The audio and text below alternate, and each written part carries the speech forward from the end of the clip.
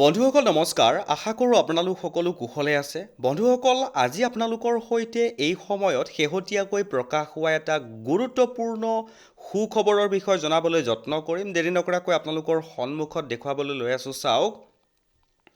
শিক্ষকসকলৰ বাবে সুখবৰ শিক্ষা মন্ত্ৰীয়ে দিলে নতুন আপডেট বন্ধুসকল আজিৰ এই সময়ত শিক্ষকসকলৰ বাবে এটা নতুন সুখবৰ প্ৰকাশ হৈছে আৰু এই সুখবৰটোৰ বিষয়ে শিক্ষামন্ত্ৰীৰ ফালৰ পৰা এটা নতুন আপডেট পোৱা গৈছে সকলো সবিশেষ আপোনালোকক আজিৰ এই ভিডিঅ'টোৰ জৰিয়তে জনাবলৈ যত্ন কৰিম দেৰি নকৰাকৈ আপোনালোকৰ সন্মুখত শিক্ষামন্ত্ৰীৰ ফালৰ পৰা প্ৰকাশ হোৱা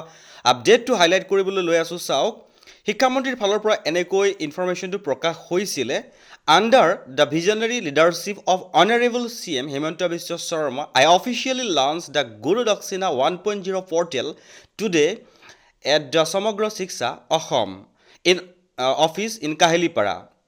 This initiative honors the dedication of our non-provincialized teachers by providing a one-time financial settlement. নিশ্চয়কৈ ভাল খবৰ বুলি ক'ব পাৰি শিক্ষক সমাজৰ বাবে শেহতীয়াকৈ মাননীয় শিক্ষামন্ত্ৰীৰ ফালৰ পৰা যিটো নতুন আপডেট আহিলে এই আপডেটটো এই সময়ত এটা গুৰুত্বপূৰ্ণ ইনফৰমেশ্যন বুলিও ক'ব পাৰি সকলো সবিশেষ আপোনালোকে বুজি পোৱাকৈ অসমীয়া জনাবলৈ যত্ন কৰিম আৰু এই ইনফৰমেশ্যনটোৰ লগত সংগতি ৰাখি পাছৰ যিখিনি গুৰুত্বপূৰ্ণ ইনফৰমেশ্যন প্ৰকাশ কৰিছিলে জনাবলৈ লৈ আছোঁ চাওক Eligible teachers can now apply at gurudakshinaportal.org. We remain committed to ensuring the welfare and dignity of those who have served our educational institutions with unwavering dedication. নিশ্চয়কৈ গম পাইছে ইয়াৰ অসমীয়া অনুবাদটো আপোনালোকৰ সন্মুখত মই দেখুৱাবলৈ যত্ন কৰিছোঁ মন কৰিব মাননীয় মুখ্যমন্ত্ৰী হিমন্ত বিশ্ব শৰ্মাৰ দূৰদৰ্শী নেতৃত্বত আজি কাহিলীপাৰাত থকা সমগ্ৰ শিক্ষা অসমৰ কাৰ্যালয়ত গুৰু দক্ষিণা 1.0 পৰ্টেলটো আনুষ্ঠানিকভাৱে মুকলি কৰিলোঁ এই পদক্ষেপে আমাৰ নন প্ৰভিন্সিয়েলাইজ শিক্ষকসকলৰ উৎসৰ্গ আৰু নিষ্ঠা সন্মান জনাই তেওঁলোকক এটা এককালীন আৰ্থিক সেটেলমেণ্ট প্ৰদান কৰাৰ কথা উল্লেখ কৰা হয় যোগ্য শিক্ষকসকলে এতিয়া গুৰু দক্ষিণা portal.org আবেদন কৰিব পাৰিব আমি আমাৰ শিক্ষা প্ৰতিষ্ঠানসমূহত অটল নিষ্ঠাৰে সেৱা আগবঢ়োৱা লোকসকলৰ কল্যাণ আৰু মৰ্যাদা নিশ্চিত কৰিবলৈ সদায় প্ৰতিশ্ৰুতিবদ্ধ হৈ আছো তে নিশ্চয়কৈ গম পাইছে এটা গুৰুত্বপূৰ্ণ ইনফৰমেশ্যন আৰু ইতিমধ্যে মই আপোনালোকক কৈছিলোৱে যে এই ইনফৰমেশ্যনটোৰ লগত সংগতি ৰাখি এখন এছঅপি বিশেষকৈ শিক্ষকসকলৰ বাবে এখন এছঅপি প্ৰকাশ হৈছিল এছঅপিখন আপোনালোকৰ সন্মুখত মই দেখুৱাবলৈ লৈ আছোঁ চাওক আৰু ইয়াৰ সম্পূৰ্ণ অসমীয়া অনুবাদটো আপোনালোকে বুজি পোৱাকৈ সহজ সৰলকৈ আজিৰ এই ভিডিঅ'টোতে আপোনালোকক জনাবলৈ যত্ন কৰিম তে বন্ধুসকল দেৰি নকৰাকৈ আপোনালোকক দেখুৱাবলৈ লৈ আছোঁ চাওক সম্পূৰ্ণকৈ যিখন এছঅপি বিশেষকৈ এই ইনফৰমেশ্যনটোৰ ওপৰত প্ৰকাশ হৈছিলে এই ইনফৰমেশ্যনটোৰ ওপৰত প্ৰকাশ হোৱা এছঅপিখন আপোনালোকৰ সন্মুখত দেখুৱাবলৈ লৈ আছোঁ এছঅপিখন এনেকৈ প্ৰকাশ হৈছিলে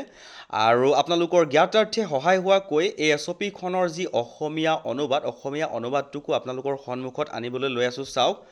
হয়তো শব্দৰ ইফাল সিফাল হ'ব পাৰে আপোনালোকে অকণমান সেইটো মিলাই ল'ব তে বন্ধুসকল আপোনালোকৰ সন্মুখত মই এছঅপিখনৰ সম্পূৰ্ণ অসমীয়া অনুবাদটো দেখুৱাবলৈ লৈ আছোঁ চাওক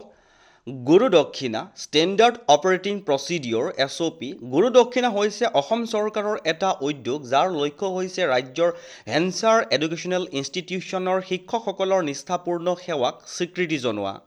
এইটো এককালীন ফাইনেন্সিয়েল এছিষ্টেন্সৰ জৰিয়তে প্ৰদান কৰা হয় সেইসকল যোগ্য শিক্ষকক যিসকলৰ সেৱা বা ছাৰ্ভিচ 2013 আৰু 2021 চনত প্ৰভিন্সিয়েলাইজ হোৱা নাছিল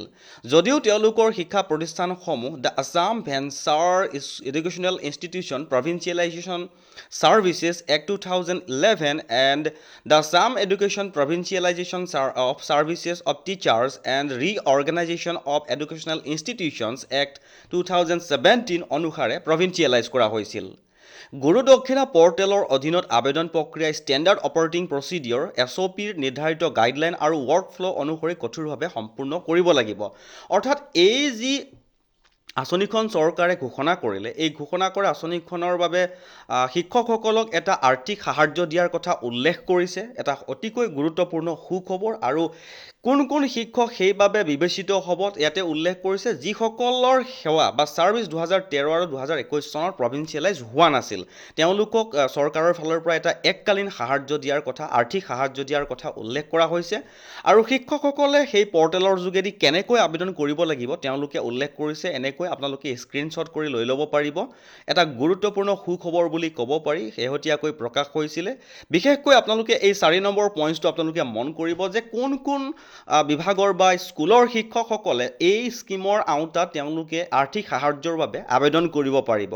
যোগ্যতাৰ মানদণ্ডটো আপোনালোকে মন কৰিব এলিজিবিলিটি ক্ৰাইটেৰিয়া অসম ৰাজ্যৰ venture educational institutions LP UP high school higher secondary degree কলেজৰ সেইসকল শিক্ষক যিসকলৰ ছাৰ্ভিচ 2013 আৰু 2021 চনত প্ৰভিঞ্চিয়েলাইজ হোৱা নাছিল যদিও তেওঁলোকৰ প্ৰতিষ্ঠানসমূহ উক্ত আইন অনুসাৰে প্ৰভিঞ্চিয়েলাইজ কৰা হৈছিল নিশ্চয়কৈ গম পাইছে তাৰ ভিতৰত অৱসৰপ্ৰাপ্ত শিক্ষক যিসকলৰ সেৱা প্ৰভিঞ্চিয়েলাইজ হোৱা নাছিল কোনো ডিচিজ টিচাৰ অৰ্থাৎ মৃত শিক্ষকৰ ক্ষেত্ৰত যিকোনো নমিনীয়ে আবেদন কৰিব পাৰিব যদি এপ্লিকেশ্যন প্ৰক্ৰিয়াত নেক্সট অফ কিন চাৰ্টিফিকেটৰ বিৱৰণ দাখিল কৰে